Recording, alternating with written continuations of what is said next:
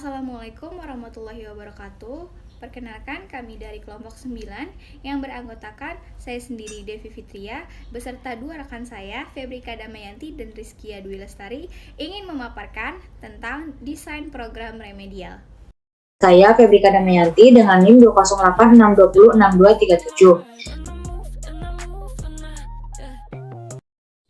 Dalam pembelajaran terdapat proses pembelajaran di mana proses pembelajaran merupakan suatu kegiatan yang integral antara siswa sebagai pelajar dan juga guru sebagai pengajar.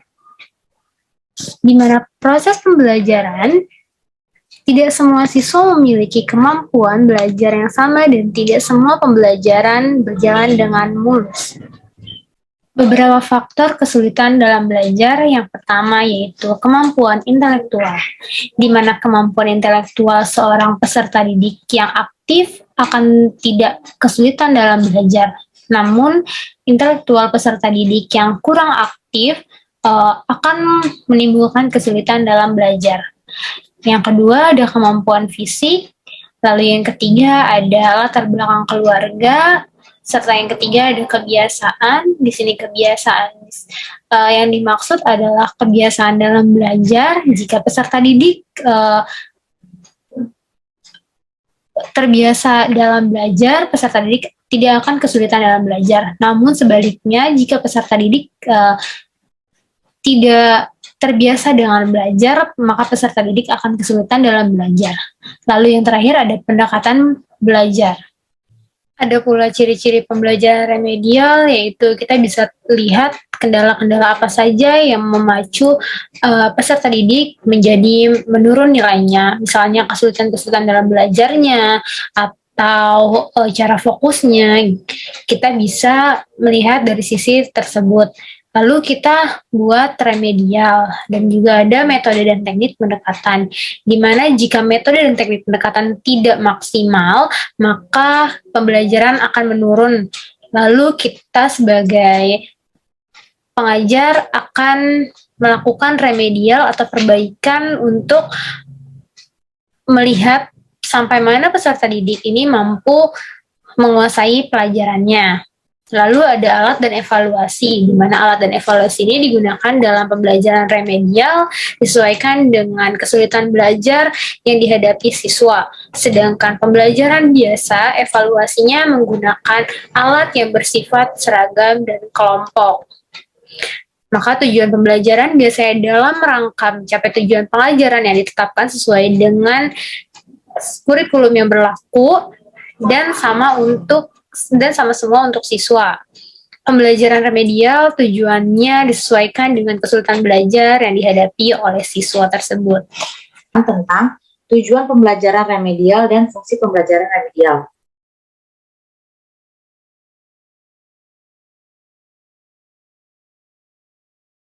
Tujuan pembelajaran remedial. Pengajaran remedial bertujuan agar murid yang mengalami kesulitan belajar dapat mencapai prestasi belajar yang diharapkan melalui proses perbaikan, baik segi proses belajar mengajar maupun kepribadian murid.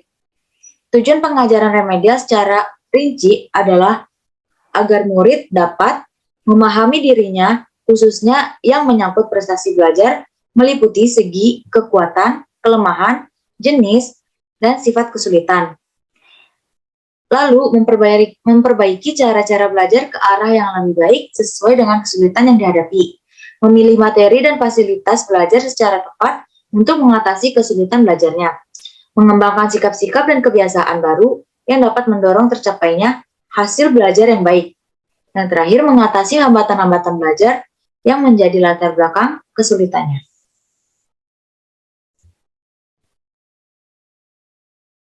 Fungsi pembelajaran remedial. Pengajaran remedial mempunyai fungsi yang amat penting dalam keseluruhan proses belajar mengajar. Adapun beberapa fungsi pengajaran remedial, yaitu yang pertama, fungsi korektif. Pembelajaran remedial mempunyai fungsi korektif, artinya melalui pengajaran remedial dapat diadakan pembentukan atau perbaikan terhadap sesuatu yang dianggap masih belum mencapai apa yang diharapkan dalam keseluruhan proses belajar mengajar. Hal-hal yang dapat diperbaiki atau dibetulkan melalui pengajaran remedial yaitu yang pertama, perumusan tujuan, yang kedua, penggunaan metode mengajar, yang ketiga, cara-cara belajar, yang keempat, evaluasi, dan yang kelima, segi-segi pribadi murid. Yang kedua ada fungsi pemahaman. Fungsi pemahaman adalah agar pengajaran remedial memungkinkan guru, murid, dan pihak-pihak lain dapat memperoleh pemahaman yang lebih baik terhadap pribadi murid. Demikian pula, murid diharapkan dapat lebih memahami dirinya dan segala aspeknya. Begitu pula dengan guru dan pihak-pihak lainnya, dapat lebih memahami akan keadaan pribadi murid. Yang ketiga, fungsi penyesuaian. Yang dimaksud dengan fungsi penyesuaian adalah agar dapat membantu murid untuk menyesuaikan dirinya terhadap tuntutan kegiatan belajar. Murid dapat belajar sesuai dengan keadaan dan kemampuan pribadinya, sehingga mempunyai peluang besar untuk memperoleh prestasi belajar yang lebih baik. Tuntutan belajar yang diberikan murid telah disesuaikan dengan sifat, jenis, dan latar belakang kesulitannya, sehingga murid diharapkan lebih terdorong untuk belajar. Yang keempat yaitu fungsi akselerasi.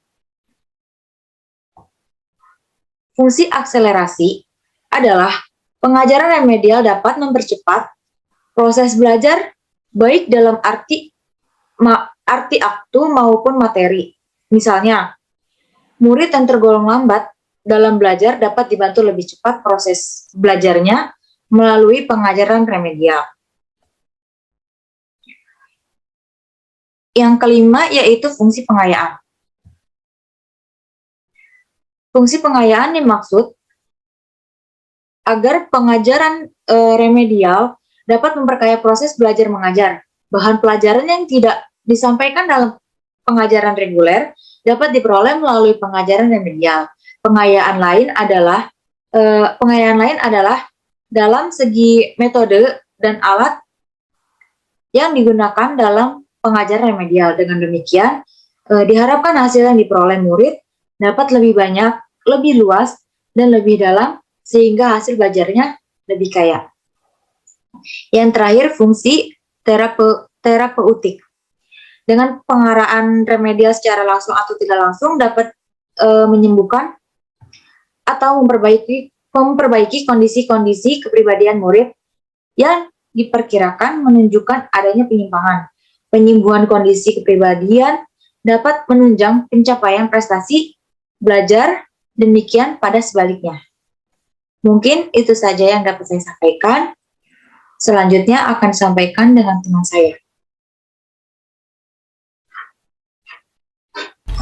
Selanjutnya yang akan kita bahas adalah prinsip-prinsip perbaikan pembelajaran atau yang dikenal sebagai remedial teaching. Prinsip perbaikan pembelajaran yang pertama itu ada adaptif, yang dimana pembelajaran remedial ini harus menyesuaikan masing-masing individu karena setiap masing-masing peserta didik itu memiliki keunikannya masing-masing, dimulai dari gaya mereka belajar, dari penangkapannya. Jadi pembelajaran remedial harus mengakomodasi setiap perbedaan pada peserta didik. Yang kedua ada interaktif.